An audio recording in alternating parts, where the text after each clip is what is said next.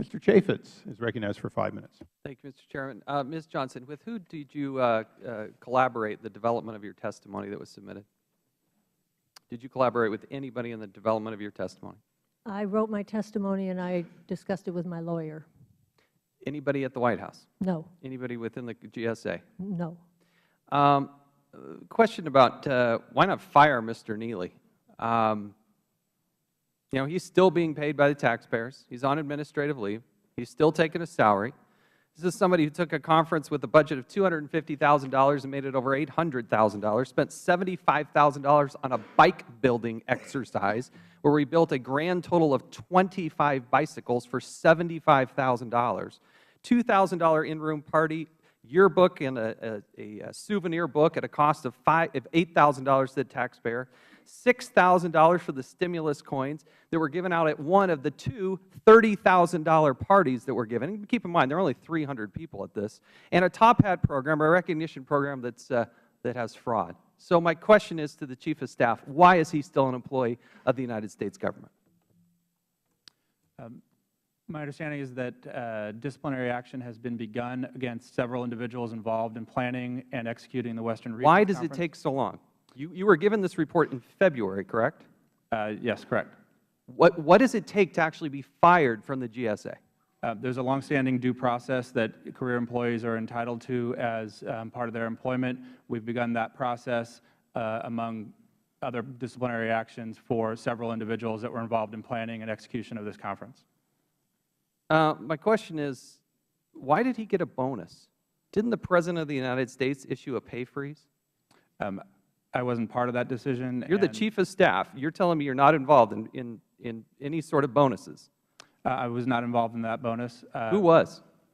The Administrator, and there's a performance Ms. Johnson, management review. why were you giving out bonuses when the President said there was a pay freeze? The senior executives were entitled to bonuses under our,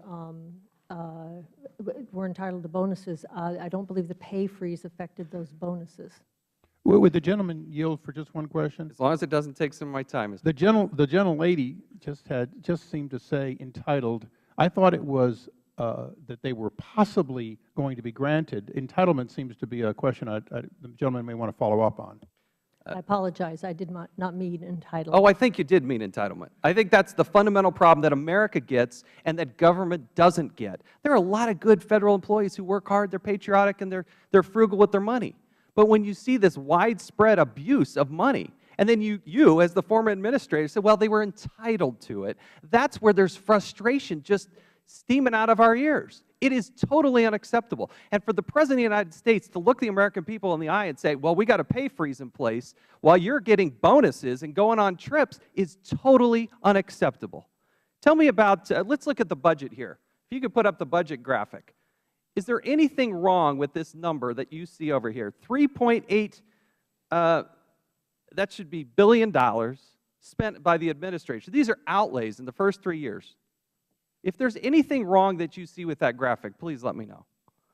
This is the last 3 years of the Bush administration, the first 3 years of the Obama administration. I'm going to continue on. If you want to get back to me, that would be great. Ms. Johnson, can you tell me about results.gov? You highlighted it as one of the great accomplishments of the GSA. What does it do? The results.gov, among other online websites, allows Federal government employees as well as U.S. citizens to look at and access data about their government. So when I type in www.results.gov, why does it come up blank? I don't know, sir. Mr. Robertson, you're the Chief of Staff. I'm unfamiliar with the results.gov website. So you're citing, now this is the disconnect. You're the Chief of Staff. She's the former administrator. She cites it as one of just a handful of great accomplishments at the GSA, and you don't even know what it is? I believe that the former administrator's reference to data was about data.gov, but That's not what she said. She said results.gov, and it's blank. It's blank. It's something that actually the Bush administration does, but I don't see it there. I didn't even go to it until you highlighted in your testimony, and I'd appreciate the GSA getting back to us. I think that's terribly unacceptable. Location solvers. My understanding, Mr. Robertson, is that the GSA employs people that are full-time planning coordinators. Is that correct? That's my understanding, yes. Okay, so in this particular instance, Location Solvers is hired, and they were rewarded a $12,000 finder fee. Why are we hiring full-time people to be party planners only to go out and hire a service that then gets a $12,000 commission? Don't you think they would have given that commission back to the American taxpayers if we'd done this directly?